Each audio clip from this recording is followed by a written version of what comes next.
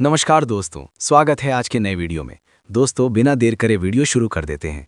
खास बात वीडियो में क्या है वही आपको पता चल जाएगा। वीडियो में बने रहना। 2 घंटे के अंदर वो कांड हो गया जो दुनिया के कोई देश और उनके ताकतवर नेता कोई दशकों तक नहीं कर पाते। जी हाँ, कल देर शाम यूएई के राष्ट्रपति और वहाँ के राजा भारत के दौरे पर आए। और आप जानकर हैरान होंगे, वो 1 दिन, 2 दिन या 3 दिन के दौरे पर नहीं थे। उनका दौरा मात्र 2 घंटे का था। और इस दौरान भारत और यूएई में जो किया है ना, उसकी गूंज यूरोप और अमेरिका के न्यूज़पेपर और न्यूज़ चैनल तक गूंज रही है। हर जगह बड़े बड़े एनालिसिस किए जा रहे हैं। घंटों घंटों बैठकर यूरोप के एक्सपर्ट बता रहे हैं कि भारत और उड़ानी ने कांड क्या कर दिया है। लेकिन ये पूरा खेल है क्या, और दुनिया ये क्यों कह रही है कि भारत और यूएई एक नाटो जैसा संगठन बनाने जा रहे हैं? इसमें क्या मुद्दा है? सारी चीज़ बहुत ही सिंपल भाषा में मैं आपको एक्सप्लेन करने जा रहा हूँ। बड़ी ध्यान से मुझे सुनिएगा। सबसे पहले जब कल यूएई के राष्ट्रपति भारत आए तो सबसे पहले अग्रीमेंट किया गया कि भारत और यूएई का व्यापार 2030 तक ही $200 बिलियन के पार लेकर जाएंगे। और ये बहुत आसानी से हो जाएगा क्योंकि आज 2026 की शुरुआत में ऑलरेडी भारत और यूएई का व्यापार $110 बिलियन को पार कर चुका है। इसीलिए जो टारगेट रखा गया है इस समय से पहले ही अचीव कर लिया जाएगा। उसको लेकर ज़्यादा चर्चाएं अग्रीमेंट था, Bharat UAE defence corporation agreement. ये अग्रीमेंट दुनिया भर में चर्चा का केंद्र है। चाहे पाकिस्तान हो, चाहे खलीज देश हो, चाहे यूरोप अमेरिका हो, हर जगह के न्यूज़पेपर इस आर्टिकल को छाप रहे हैं कि यूएई इसी अग्रीमेंट को आधार बनाकर एक नाटो जैसा संगठन खड़ा करेंगे और एशिया की एक नई ताकत बनाएंगे। ऐसा क्यों कहा जा रहा है? तो पहले इस अग्रीमेंट को समझ लीजिए। तो इस अग्रीमेंट के तहत यूएई भारत से आने वाले समय में 8 से लेकर $10 बिलियन के हथियार अकेले खरीद करेगा। और इसके फैक्ट्री है कि भारत के अंदर अमेरिकी कंपनियां हथियार बनाना शुरू कर चुकी है। लॉकहीड मार्टिन ऑलरेडी अपनी फैक्ट्री खोल चुकी है। इसके अलावा इजरायली कंपनियां भी भारत में ड्रोन, इसके अलावा कई तरीके के वेपन सिस्टम के फैक्ट्रियां खोलने जा रही हैं। यानी कि ना सिर्फ भारत बल्कि विदेशी कंपनियां भी भारत के अंदर अपने हथियार बनाएंगे और उन हथियारों को बड़े लेवल पर खरीदेगा। लेकिन दूसरा और सबसे ज़्यादा चर्चा का केंद्र है न्यूक्लियर कॉर्पोरेशन एग्रीमेंट। दरअसल इसके तहत होगा ये कि दोनों देश न्यूक्लियर एनर्जी के क्षेत्र में एक दूसरे को कॉर्पोरेशन देंगे।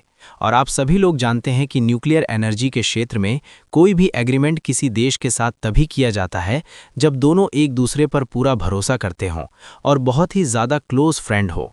और इसी मामले में भारत यूएई के साथ ये न्यूक्लियर एनर्जी का एग्रीमेंट कर रहा है, जिसके तहत भारत यूएई के लिए मॉड्यूलर न्यूक्लियर रिएक्टर बनाएगा, जिसकी मदद से यूएई अपने देश में न्यूक्लियर एनर्जी पैदा कर सकेगा और उसे एनर्जी को वो दूसरे देशों को भी एक्सपोर्ट कर बाकी देश भारत द्वारा बनाए गए न्यूक्लियर रिएक्टर से पैदा हुई बिजली इस्तेमाल किया करेंगे। और इसमें भारत एक किंग बनकर सामने आएगा पूरी अरब वर्ल्ड में। और इसी न्यूक्लियर एग्रीमेंट को दिखाकर ये बताया जा रहा है भारत और अरब आज की तारीख में कितना ज़्यादा क्लोज आ चुके हैं। लेकिन ये सिर्फ 2 एग्रीमेंट नहीं है, एक और एग्रीमेंट हुआ है और ये है एलएनजी एग्रीमेंट। दरअसल जहां भारत यूएई की मदद करेगा न्यूक्लियर एनर्जी की सप्लाई में, वहीं यूएई भारत की मदद करेगा एलएनजी की सप्लाई में। जी हां, यूएई 2018 तक 500,000 टन एलएनजी भारत को सप्लाई किया करेगा, वो भी काफ़ी रीजनेबल दरों पर। और 3 एग्रीमेंट्स को दिखाकर पाकिस्तान की मीडिया पश्चिमी देशों को कह रही है कि भारत यूएई मिलकर एक नाटो जैसा संगठन बना रहे हैं, जिससे कि पाकिस्तान और सऊदी अरब का जो डिफेंस पैक्ट हुआ था, आपको याद होगा कुछ महीने पहले सऊदी पाकिस्तान ने डिफेंस पैक्ट साइन किया था कि सऊदी पर कोई हमला करेगा तो पाकिस्तान उसे बचाने आएगा, पाकिस्तान पर कोई हमला करेगा तो सऊदी अरब उसकी सुरक्षा करेगा। तो ऐसे में यहाँ पर भारत यूएई के साथ ये एग्रीमेंट कर रहा है ताकि सऊदी और पाकिस्तान की कट की जा सके। लेकिन इन मूर्खों को कौन समझाए कि ये दोनों कितने इस रिवाल्वर कंट्री हैं। दोनों के दोनों अमेरिका के कठपुतली हैं, इनकी कोई वैल्यू नहीं है दुनिया में। इसीलिए ये अपने मुंह मियाँ मिट्ठू बनते रहते हैं, अपनी तारीफ खुद करते रहते हैं और हर चीज़ को अपने से जोड़कर देखते हैं। जबकि असल में बात यह है कि भारत और यूएई की जो कॉर्पोरेशन है वो अल्ट्रा एडवांस लेवल पर है। दोनों इतना व्यापार कर रहे हैं इस समय कि पाकिस्तान का टोटल व्यापार जो पूरी दुनिया के साथ करता है वो। वहीं बात करें सऊदी की, तो भले उसने पाकिस्तान के साथ डिफेंस अग्रीमेंट किया है, लेकिन ये बात पाकिस्तान और सऊदी दोनों जानते हैं कि बिना भारत के सऊदी अरब का काम नहीं चलेगा। भारत एक बहुत बड़ी रीजनल पावर है। सऊदी अरब को पता है फ्यूचर कहाँ है। और इसलिए आप देखोगे कि इस तरीके का अग्रीमेंट भारत सऊदी के साथ भी करने वाला है आने वाले महीना में। इसीलिए मैं पाकिस्तानियों को कहना चाहूँगा कि हर चीज़ खुद से जोड़कर मत देखा करो। तुम्हारी औकात वर्ल्ड लेवल पर कुछ भी नहीं है। हर चीज़ अपने से जोड़कर अपने आप को इम्पॉर्टेंट दिखाने की कोशिश करते हो। ये सिर्फ खुद को बेवकूफ़ बनाने की कोशिश है, इससे ज़्यादा कुछ नहीं।